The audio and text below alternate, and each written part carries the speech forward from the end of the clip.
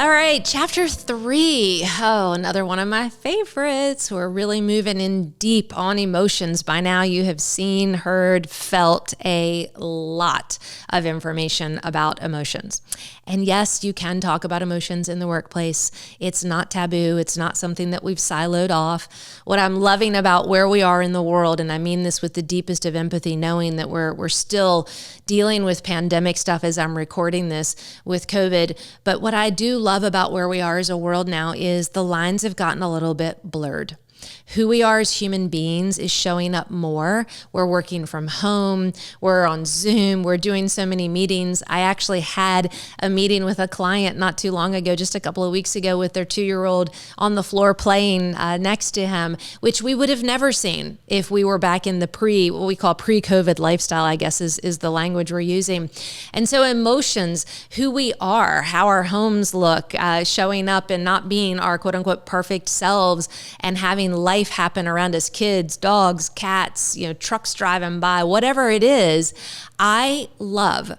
We've been given a gift to bring a little bit more of our humanity and our heartfelt space into the workplace. And the inner MBA work is all about self-management, self-regulation, self-inquiry. You're going to keep hearing me use these words, self, not the ego self. I have an executive MBA and I love all the left brain stuff I learned about business and mastery and the masters of business administration. It sounds so powerful. The inner MBA is the ticket to freedom, though. It gives you the ability to go within and say, I have feelings. I don't know about you, but I spent the first chunk of my career, especially as a woman, stuffing down and hiding my emotions. Emotions were not welcome in the corporate world. And they certainly were not something that I was going to bring front and center and really start to talk about and actually express in conversations at a deep level with my coworkers. Now, I'm not saying that I'm giving you permission to go back to anyone at your workplace and say, I now can indulge in my emotionality, Yetta said so on the course. What I'm saying is, if we don't acknowledge that our thoughts, you should know by now, actually I'm aware I just said should, which was a cognitive distortion, so let me take that back. Our thoughts, I want you to remember, actually create the emotions in our body.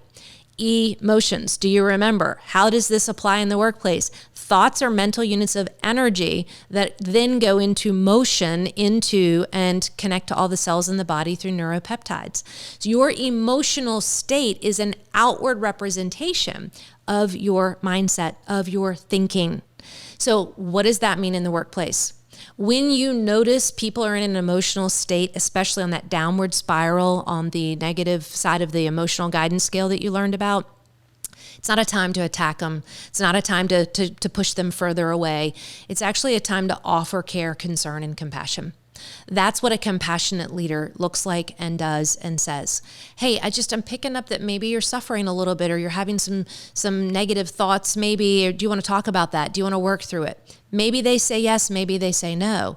But we're not bypassing that emotional guidance that we're all giving off and that we're all reading. We know that feeling when someone walks in the room immediately, that we can pick up within 5 feet how that person feels. And why does that matter in the workplace, that you want to start to be aware of that and offer people encouragement to engage back in?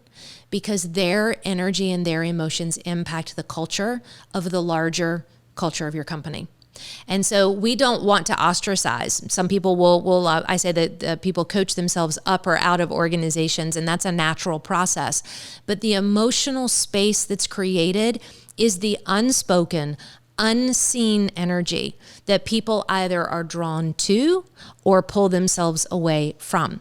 You can have a very negative culture and you don't even open your mouth. I could walk in companies and tell you within moments of being in the leadership team's presence and actually in their physical environment what type of culture a company has, because the emotional energy moves through the business. Companies that have incredible cultures have incredible emotional management skills and tools and resources to invite people to really be who they are in their entirety, not just a head.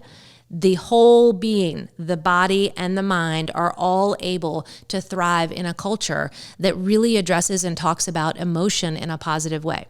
Now, in leadership, we have tough conversations. Sometimes we have really hard decisions that we have to make. I'm not saying you use this information to constantly live in a Pollyanna world. You're using the emotions and all the knowledge in this chapter, which, by the way, there was tons. When I look at the table of contents, there were probably the most modules in this chapter than any other one. 4 and 5 are kind of close, but it's pretty deep in the amount of content you were able to learn.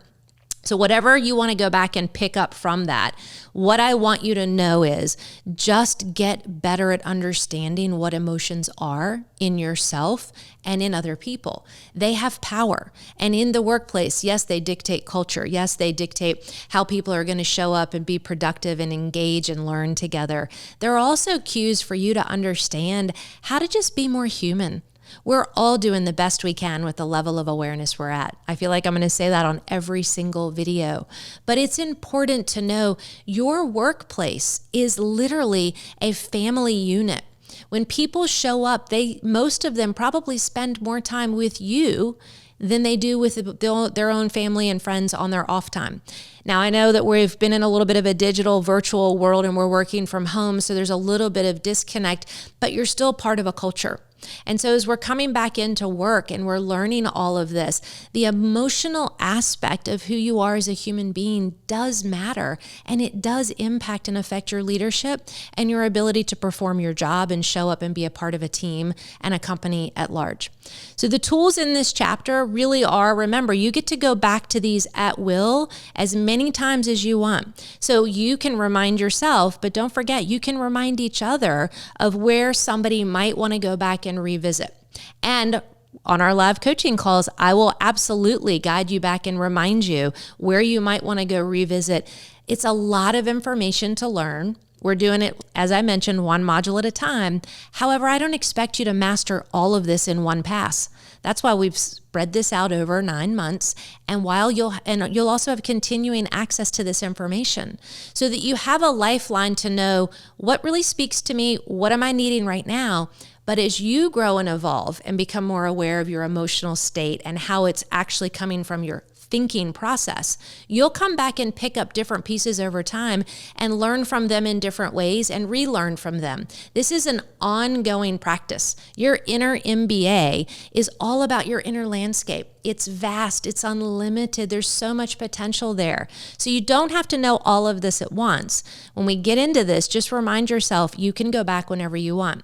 So in this chapter in emotion, it's just something that's not talked about a lot, the emotional space of leaders, but I really wanted to give you some skills and tools to understand the power of emotion, how to work with emotion, and how to let it be something that actually makes you into a more engaged, healthier, better, more kind and compassionate leader.